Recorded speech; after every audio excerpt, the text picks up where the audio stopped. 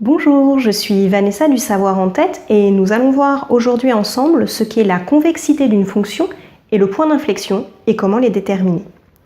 Il faut savoir qu'une fonction peut être ou convexe ou concave. Je vais vous expliquer tout de suite ce que c'est et ensuite nous verrons ce qu'est le point d'inflexion et comment le déterminer. Commençons par une fonction convexe. Il va y avoir plusieurs manières de déterminer si une fonction est convexe ou concave.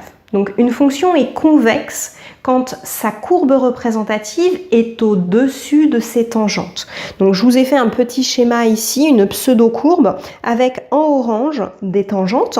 Et vous voyez que sur toute cette portion, la courbe est au-dessus des tangentes, donc la fonction f est convexe. On sait que le graphique ne sera jamais une démonstration à part entière, sauf si la question est déterminée graphiquement. Mais il va nous falloir d'autres méthodes pour prouver qu'une fonction est convexe si on doit vraiment le démontrer. Donc on peut d'abord utiliser la fonction dérivée, donc f'. Si la fonction dérivée est croissante, alors la fonction f est convexe.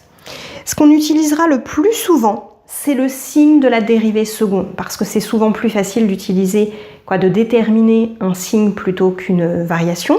Donc on va utiliser le signe de la dérivée seconde. Si f' de x est positive, alors la fonction f est convexe. Par les mêmes méthodes, on va pouvoir prouver quand est-ce qu'une fonction est concave, ça va simplement être le pendant.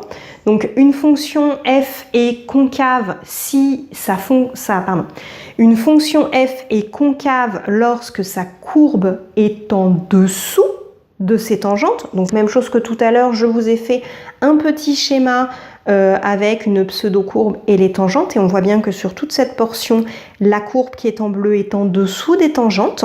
Donc dans ce cas, on dit que la fonction f est concave. Les deux autres manières pour démontrer qu'une fonction est concave, c'est d'utiliser donc la fonction dérivée. Si f' est décroissante, alors la fonction f est concave. Et ce qu'on utilisera le plus souvent, si la fonction f', donc la dérivée seconde, est négative, alors la fonction f est concave. La dernière chose qu'il nous reste à voir, c'est ce qu'est le point d'inflexion. Donc le point d'inflexion est le point à l'endroit duquel la fonction change de convexité, où elle passe de concave à convexe ou de convexe à concave. Donc le point d'inflexion, graphiquement, on va le repérer parce qu'à cet endroit-là, la tangente, au lieu de longer la courbe, comme on a l'habitude de voir une tangente, elle va venir couper la courbe, elle va passer à travers. C'est ce qu'on appelle une tangente traversante. Quand graphiquement vous avez une tangente traversante qui coupe la courbe, alors vous êtes au niveau du point d'inflexion. Encore une fois, comme pour prouver qu'on est convexe ou concave, le graphique n'est pas une démonstration. Donc pour démontrer qu'il y a un point d'inflexion, on va venir utiliser la dérivée seconde.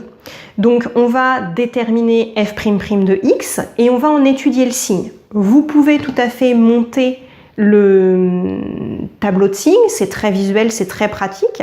Et à l'endroit où votre dérivée seconde s'annule et change de signe, alors il y a un point d'inflexion. J'insiste bien sur le « et », il faut les deux conditions. Il faut que f'' de x s'annule et change de signe.